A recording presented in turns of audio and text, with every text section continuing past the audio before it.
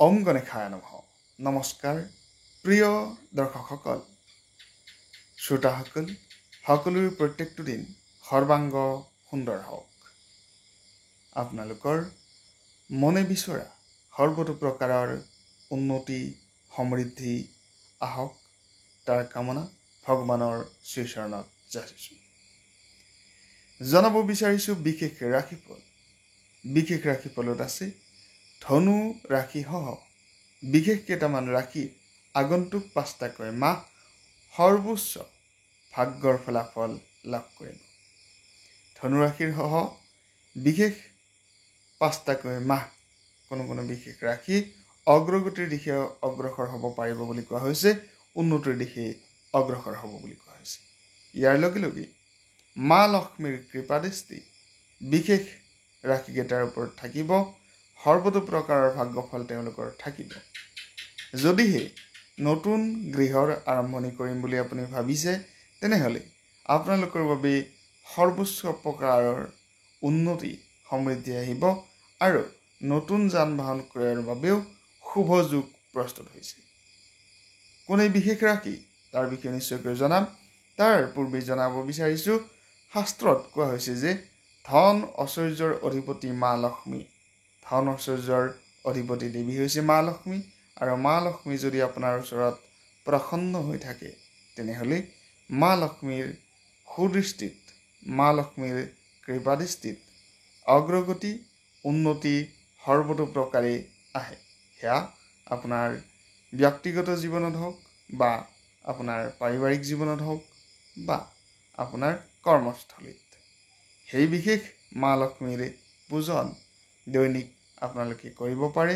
আপোনাৰ ব্যৱসায়িক স্থানত, আপোনাৰ ঘৰত বা আপুনি যিকোনো প্ৰকাৰে আপোনাৰ কৰ্মস্থলীতো আপোনালোকে মা লক্ষ্মীৰ পূজন কৰিব পাৰে।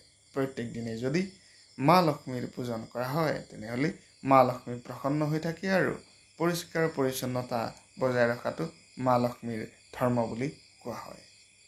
হিন্দু সনাতন ধৰ্মত এনেধৰণৰ কিছু ৰীতি নীতিৰ বিষয়ে কোৱা হৈছে, যিসমূহ ৰীতি নীতি আপুনি অৱলম্বন কৰিলে বিভিন্ন প্ৰকাৰৰ অৰ্থনৈতিক দুৰৱস্থাৰ পৰাও হাত সাৰিব পাৰে।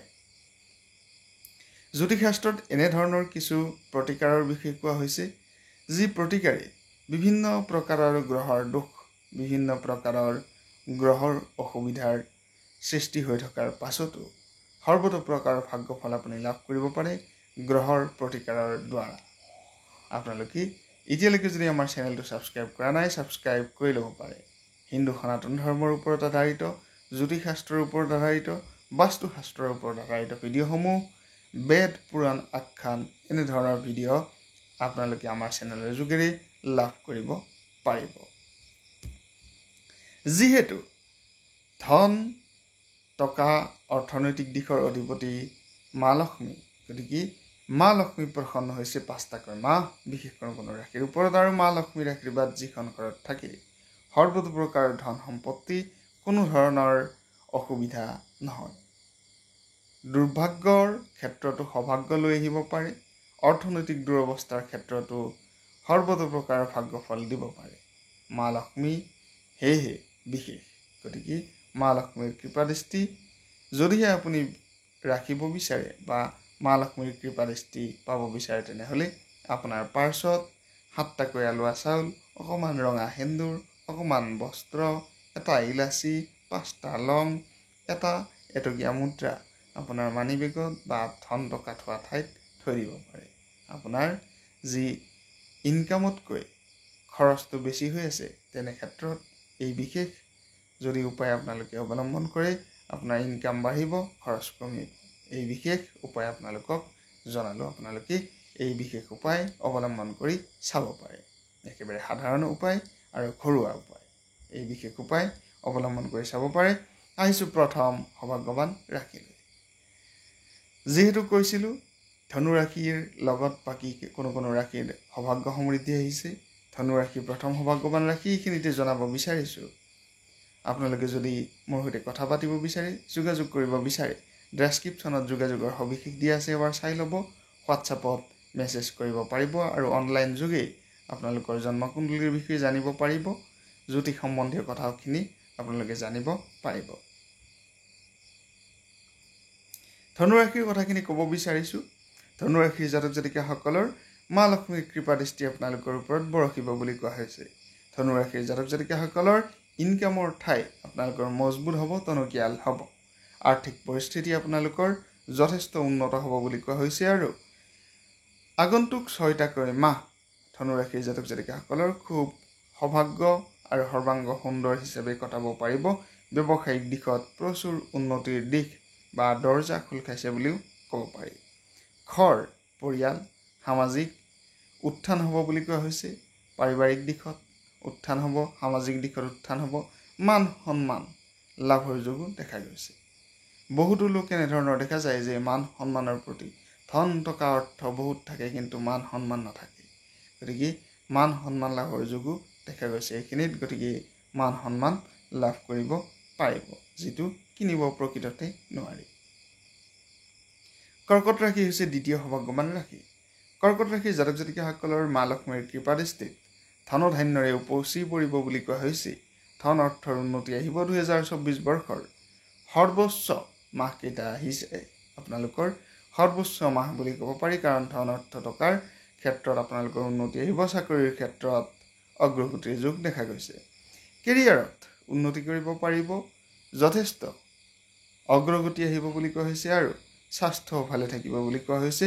আনফালে বিশেষভাৱে শুভ মংগলময় ফলাফল দেখা গৈছে বা শুভ মংগলময় যোগ প্ৰস্তুত হৈছে বুলি কোৱা হৈছে কৰ্কট ৰাশিৰ জাতক জাতিকাসকলৰ বাবে।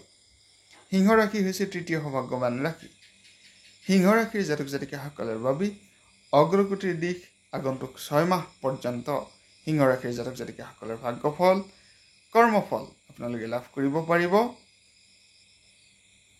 সেয়া অৰ্থনৈতিক ক্ষেত্ৰত, সামাজিক ক্ষেত্ৰত আপোনালোকে যথেষ্ট উন্নতি কৰিব পাৰিব। লাভৰ মুখ দেখিব বুলি কোৱা হৈছে। মা লক্ষ্মীৰ কৃপা দৃষ্টি বৰষিব সিংহ ৰাশিৰ ওপৰত। মা লক্ষ্মীৰ কৃপা দৃষ্টি সিংহ ৰাশিৰ ওপৰত থাকিব। ব্যৱসায়ৰ ক্ষেত্ৰত অগ্ৰগতিৰ যুগ, উন্নতিৰ যুগ দেখা গৈছে আৰু বিশেষভাৱে স্বাস্থ্য এইখিনি সময়ত আপোনালোকৰ ভালে থাকিব। মা লক্ষ্মীৰ কৃপাত ব্যৱসায়িক উন্নতি প্ৰচুৰ পৰিমাণে হ'ব। কৰ্মস্থানত উন্নতি প্ৰচুৰ পৰিমাণে হ'ব। অগ্ৰগতিৰ দিশে অগ্ৰসৰ হ'ব সিংহ ৰাশিৰ জাতক জাতিকাসকল। বিশেষভাৱে পাৰিবাৰিক ক্ষেত্ৰত, সামাজিক ক্ষেত্ৰত প্ৰচুৰ পৰিমাণে উন্নতি কৰিব পাৰিব। যদিহে আপুনি এজন ৰাজনৈতিক জগতৰ লগত জড়িত ব্যক্তি সিংহ ৰাশিৰ জাতক জাতিকা, তেনেহ'লে ৰাজনীতিত কিন্তু আপোনাৰ প্ৰচুৰ পৰিমাণে উত্থান দেখা গৈছে। ৰাজযোগৰ সৃষ্টি হৈছে। এই ৰাজযোগে আপোনালোক শূন্যৰ পৰাও ৰজা পৰ্যন্ত বনাব পাৰে। এই ৰাজযোগে উন্নতি দিব পাৰে। ধনলক্ষ্মী যিহেতু প্ৰসন্ন হৈছে এই বিশেষ 3 ৰাশিৰ ওপৰত, গতিকে এই ধনলক্ষ্মী মা লক্ষ্মীৰ শুভদৃষ্টি আপোনালোকে নিশ্চয়কৈ পাব, অগ্ৰগতি আহিব। পোনপটীয়াকৈ যদি ক'ব বিচৰা যায়, শুভ মংগলময় দৃষ্টিৰ বাবে মা লক্ষ্মীক যদি আপোনালোকে প্ৰসন্ন কৰিব বিচাৰে, প্ৰত্যেক দিনেই আপোনালোকে সন্ধিয়া ঘৰত ক্ষীৰ চাকি জ্বলাব পাৰে। ক্ষীৰ চাকি মা লক্ষ্মীৰ নামত জ্বলাব পাৰে। শুদ্ধ হৈ লৈ ধুনীয়াকৈ আপোনালোকে গা ধুই শুদ্ধ হৈ মা লক্ষ্মীৰ নামত ক্ষীৰ চাকি অৰ্পণ কৰিব পাৰে। মা লক্ষ্মী সন্তুষ্ট হয় ক্ষীৰ চাকিত আৰু মা লক্ষ্মীক ভোগ আগবঢ়াব পাৰে, বিভিন্ন প্ৰকাৰৰ প্ৰসাদ আগবঢ়াব পাৰে। সেয়া আপোনালোকৰ নিজৰ ইচ্ছা।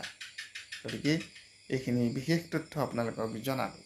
ধন্যবাদ জনাইছোঁ, কৃতজ্ঞতা জনাইছোঁ প্ৰত্যেকগৰাকী দৰ্শক সকলোকে। প্ৰত্যেকটো দিন আপোনালোকৰ সৰ্বাংগ সুন্দৰ হওক তাৰ কামনা জনাইছোঁ আৰু বিশেষভাৱে এক অনুৰোধ জনাব বিচাৰিছোঁ, ফেচবুক পেজ KMS এষ্ট্ৰলজি ফেচবুকত এতিয়া উপলব্ধ। আপোনালোকৰ প্ৰিয় চেনেল, এই চেনেলটো আপোনালোকে ফ'ল' কৰি ল'ব পাৰে আৰু KMS এষ্ট্ৰলজি ইউটিউবত ছাবস্ক্ৰাইব কৰি দিব বুলি আশা ৰাখিছোঁ। ধন্যবাদ।